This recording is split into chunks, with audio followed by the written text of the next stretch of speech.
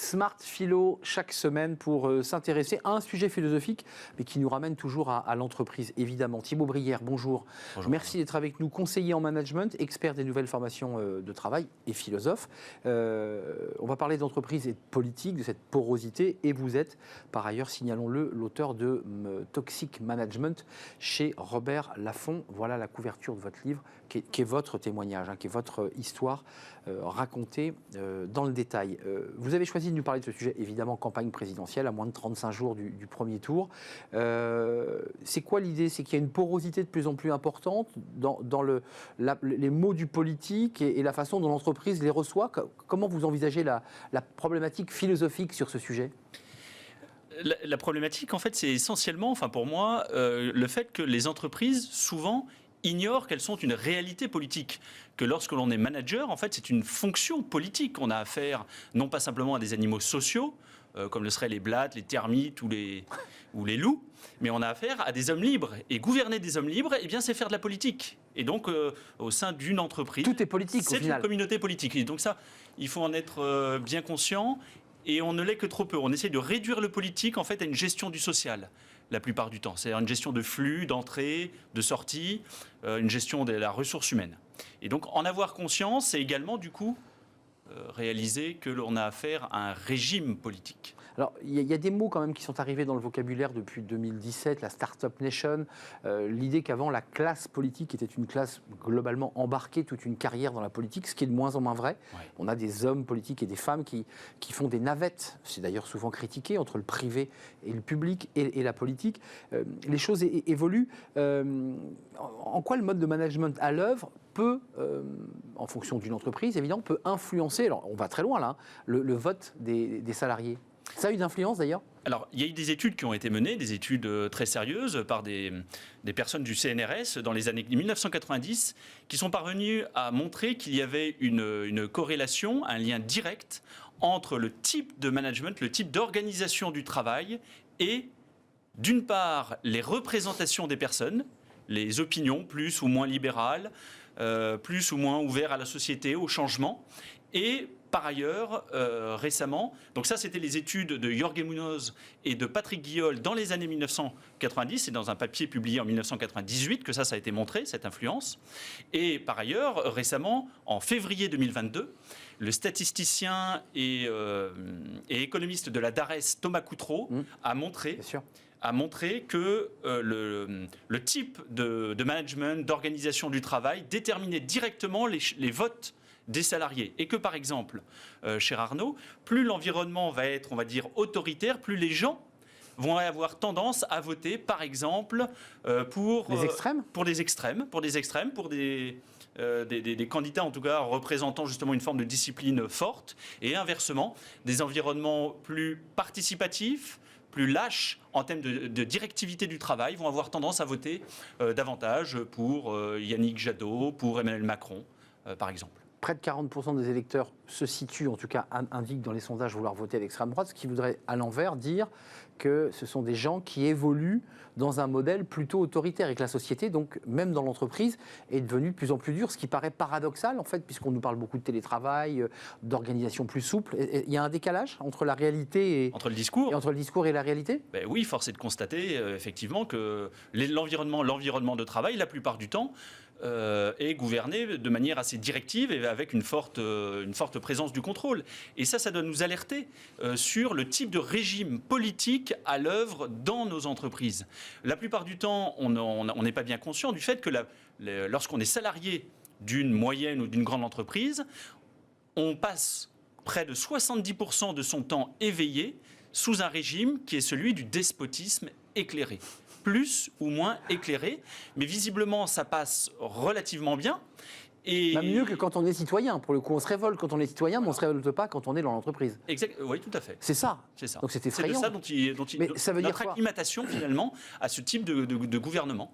Mais ça veut dire que les citoyens, lorsqu'ils franchissent le pas de l'entreprise, s'acclimatent mieux ou acceptent mieux finalement ce despotisme éclairé? Oui, il y a sans doute à la fois des contreparties. La contrepartie, c'est un travail, c'est une sécurité, c'est une forme de bien-être, c'est de la reconnaissance sociale. C'est tout cela, dans une certaine mesure, que l'on achète. Et force est de constater qu'entre le balancement entre la liberté et la sécurité, et bien souvent, la sécurité, l'instinct de conservation l'emporte. Et en tout cas, voilà. Mais néanmoins, ça ne doit pas cesser de nous interroger sur la séparation des pouvoirs qu'il y a dans l'entreprise. Alors, pour faire contrepoint à ces sociétés un peu autoritaires, voire autoritaires, ou pratiquant un despotisme éclairé, il y a quand même de plus en plus de politiques au sens législatif qui rentrent dans l'entreprise. La loi Pacte, un certain nombre de mesures, j'allais même dire presque les règles imposées aux salariés sur les règles sanitaires liées au Covid. Enfin, les lois, le politique est de plein pied aussi dans l'entreprise, au-delà des organisations. Alors le politique est de plein pied dans les entreprises, mais parce qu'il y a une sorte de... L'entreprise vient comme combler un vide. C'est-à-dire que l'entreprise se saisit aujourd'hui de problématiques qui auparavant ne relevaient pas d'elle, relevaient de la puissance publique, clairement. Et aujourd'hui, il y a une forme de militantisme de plus en plus actif et décomplexé, explicite de la part des entreprises, au profit de telle ou telle cause, à tel point que l'on peut se demander si on ne peut encore être salarié d'une entreprise sans prétendre faire en même temps de la philosophie ou de la politique et être simplement là pour répondre à des besoins clients. Enfin, vous nous dites une entreprise qui s'engagerait à 150% pour une cause, et si un salarié de l'entreprise considérait que cette cause n'était pas juste, il se retrouverait implicitement en situation délicate. Il serait un peu le mouton noir, quoi. Bien sûr. Oui, Arnaud. Et ça, on le retrouve assez fortement dans le vocabulaire qui est utilisé en entreprise.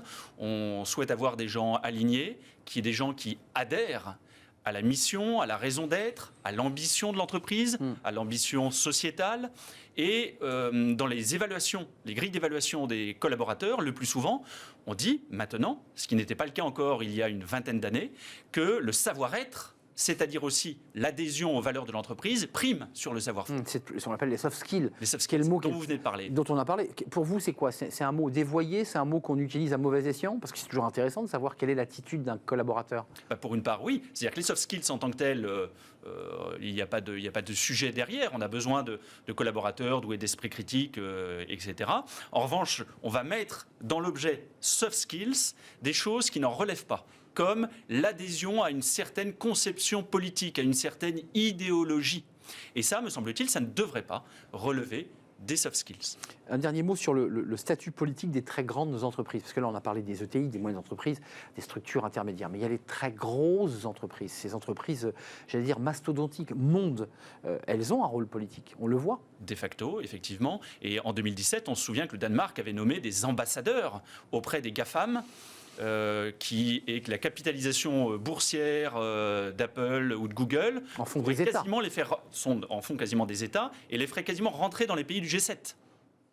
C'est absolument effarant. Et donc, elles ont, que ce soit reconnues ou pas reconnues, elles ont de facto un rôle politique. Donc, ils avaient un bureau, une ambassade avec des gardes du corps et des voitures blindées à l'intérieur de Google et de Facebook. Parce que c'est de ça dont il est question quand on parle d'un ambassadeur. Alors, je pense, en tout cas peut-être. Non, mais je souris. L'idée, c'est qu'il puisse y avoir un dialogue avec ces entreprises. Et que lorsque le représentant, par exemple, de Google est reçu à la mairie de Paris, eh bien, on déroule le tapis rouge comme si on recevait un chef d'État. C'est exact. Et il ne faut pas sous-estimer non plus, dans cette thématique, Arnaud, la capacité d'influence sur les législations, tant au niveau national qu'au niveau européen, par le lobbying des entreprises. C'est-à-dire que, dans ce que l'on vient de dire, les entreprises, dans leur rôle politique, façonnent à la fois les représentations, les opinions politiques, pour une part, de leurs membres, mais aussi leur environnement législatif.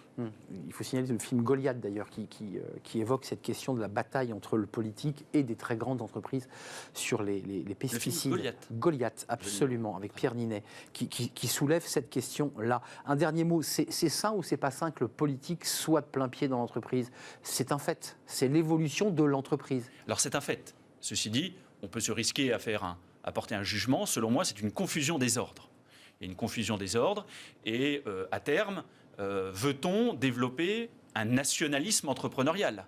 Avoir des salariés qui adhèrent tellement à leur entreprise, voire fanatiser des moines soldats de l'entreprise, tout acquis à la cause sociale, sociétale, politique défendue par l'organisation? Est-ce vraiment le rôle de l'entreprise que de se substituer comme ça à la puissance publique. Vous soulevez un vaste sujet. Merci Thibaut Brière d'être venu nous rendre visite, conseiller en management, expert des nouvelles formes de travail et écrivain, auteur de Toxic Management. C'est chez Robert Laffont et vous le trouvez évidemment encore dans les meilleures librairies. C'est la formule consacrée. Merci Thibaut de nous avoir rendu visite. On fait une courte pause et on va s'intéresser à Un jeune, une solution, notre partenaire. Et on va parler précisément de ce contrat d'engagement jeune. Il a été signé par la ministre Elisabeth Borne. C'était le 1er mars, il y a quelques jours. Comment marche-t-il? À quoi sert-il? À qui est-il destiné, notamment aux jeunes les plus éloignés de l'emploi? On en parle dans quelques instants avec nos invités et notamment avec le haut-commissaire Thibaut Guilluy.